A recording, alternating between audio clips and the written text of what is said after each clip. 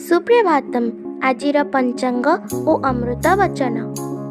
सुप्रभातम्। अद्य दिवसस्य पञ्चाङ्गम्।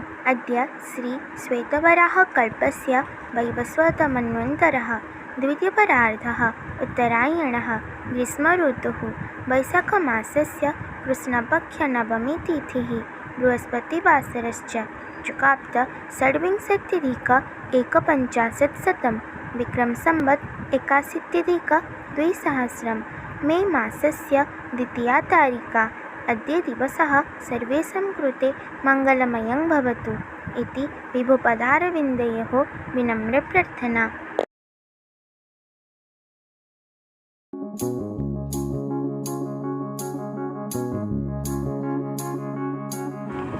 दुई प्रकार साधक देखा जाती, जेपरी मांकड़ छुआ एवं बिराड़ी छुआ। मांकड़ छुआ आगे ता माँ को धरे, परे ता माँ सांगरे एणे तेणे बुले। बिराड़ी छुआ केवल गोटे जगार रही मियाऊ मियाऊ करुथाए।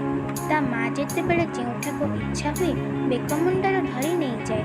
सेहीपरि ज्ञानी बा कर्मी साधक मांकड़ छुआ परि पुरुषकार द्वारा ईश्वर लाभ करने चेष्टा करिथांती, किंतु भक्त साधक ईश्वर को सकलर कर्ता ज्ञान करी तांको चरण तले बिराड़ी छुआ परि निर्भर करी निश्चिंत होई बसिथांती।